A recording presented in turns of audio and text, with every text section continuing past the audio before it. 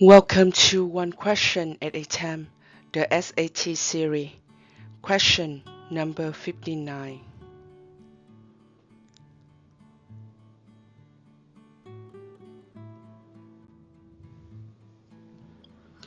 A line containing point 2, 4 has slope 3.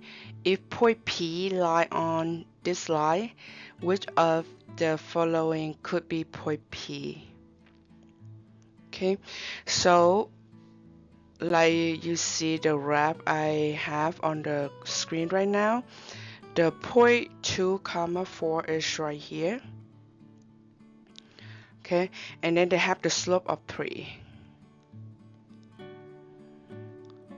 And they already say a line, so this one related to linear equations. Okay, I will attach the link for the linear equations review sections underneath this video. So if you still confused, forgot you want to recall some fact about that, how to wrap the equations, the linear equations, you can check it out. Okay, so when we have the slope of 3 and then we start point at 2, 4, the first thing we do is we have to find where is 2, 4 points, and we find out this is the point. Then we have to use the slope. Slope of 3 mean m is the slope of 3. We always say 3 is 3 over 1. So rise over run. Rise mean the y go up and down, or x go left and right. Okay. It also can be -3 over -1 because it still make it 3. So be careful. We always have to thinking about positive numbers over positive numbers, or negative numbers over negative numbers.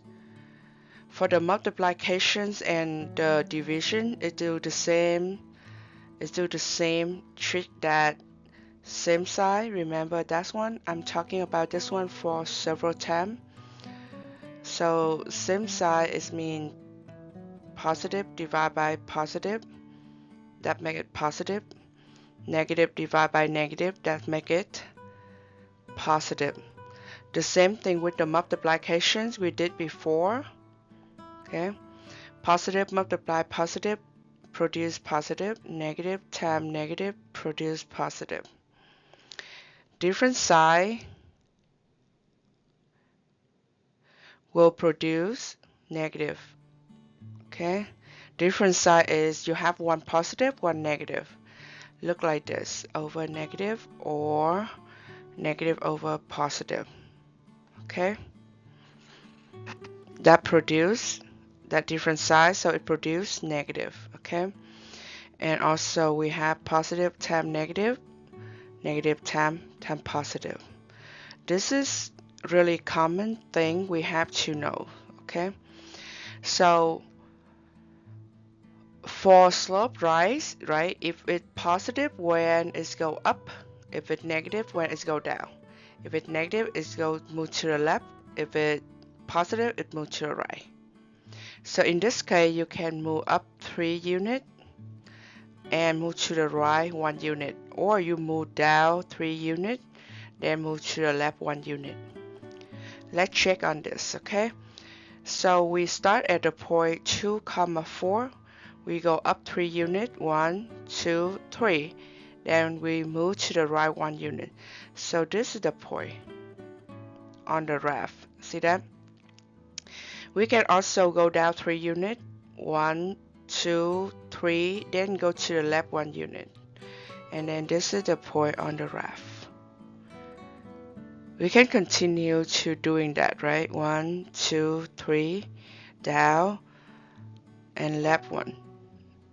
So you see that at -2, this is the point 0, -2. That's the y-intercept, where x equals 0, y equal -2. Just on the FYI here. okay? But in the questions, what they're asking, they say the point P is on the line, okay? We know it's on the line. So look at this 1.1,7. We can also graph it and then mark it, right? But sometimes if we don't have the graph papers, what we do? We'll try find another point, then find the equation, then plug in. That take a lot of time, right? But if we try to neatly sketch the graph, you will see it's work at this, right? So we try to find the point 1,7. So x equal 1. When x equal 1, then they say y equals 7. This point is L. That's point A. That L, right, is not on the line. So no. 2,6. 2,6 is right here. This is point B. It's not on the line. Okay. 2, 7. This is point C. Then 3, -1. 3, -1. That is point D. And 3, 7. Finally, right? It's right here. That's our E. So E is the correct answer. What can we do with this problem if we kind of like don't know how to draw, right? That's kind of hard, right? Because you have the point, you have the slope, so we don't want to, if you don't want to drawing, so this is the graphing technique, right? This is graphing.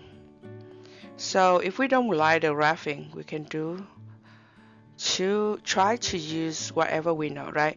So we have slope m that equal 3, and also we have a point that is 2,4. So if you check the link I attached, you will see how we find it with those informations. We have y minus y1 equal m times x minus x1. So what is y1 and x1? Y1 and x1 is the given point right here. So this is x1 comma y1. Okay, we should do the sub numbers so that is not make a confusion of y right here is the functions, the dependent variable, and x is independent variable, okay, variable. So m is the given, then we have x1, y1 is given, so now we can find the equations by plugging, right? Y, then y1 is -4, that equal m is 3, x minus x1 is 2.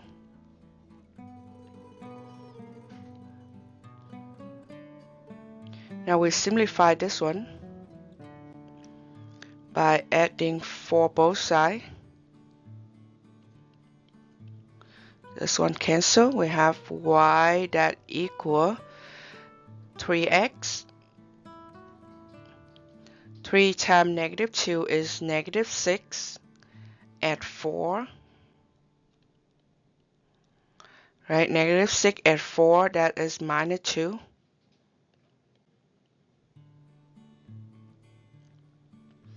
So this is our linear equations.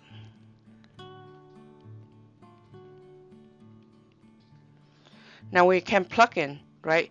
If we plug in x equal, we try x equal 1 for a, right? This is for a.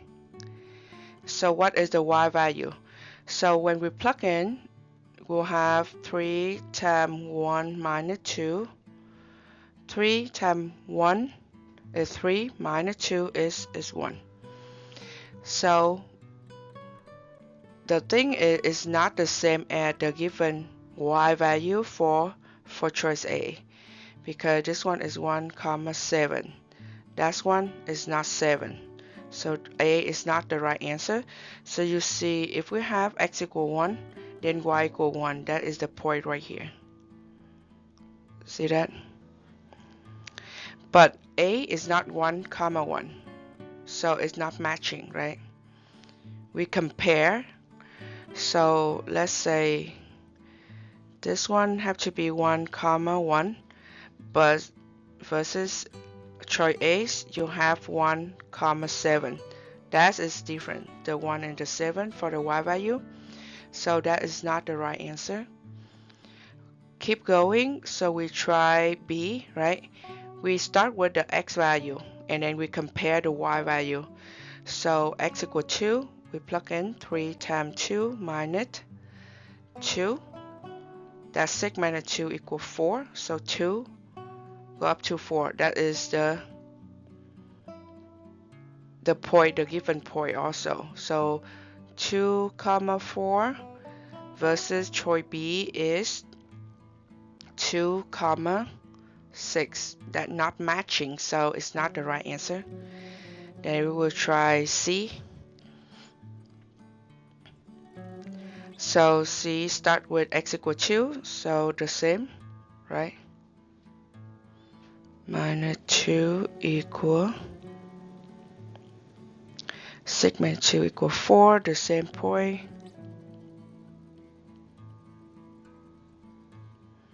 Two comma 7, not the right answer. And also in this one, we can right away eliminate two answer choices by looking at this. Remember, the vertical line test is checking like if a graph or the given graph is a function or not. So in this case, is the line is like the linear equations, and also it's like the functions as well. So if we know that the functions only 1x only given 1 y value, you already have x equal 2 when x equal 2, y equal 4. So is no way that we'll have another y except for 4 at x equal 2. So that's why choice B and C, you can eliminate it immediately when you're reading that questions. And we continue for D. For this method, we can check 3, right? So 3 times 3 minus 2. So 3 times 3 is 9, minus 2 is 7. So we have 3 comma 7 versus 3 comma negative 1. So it's not matching, so D is not the right answer. Then the same thing for E. For E, we have 3 as well, so the same thing, 3 times 3 minus 2 is 7. So 3 comma 7 versus 3 comma 7, that is the right answer.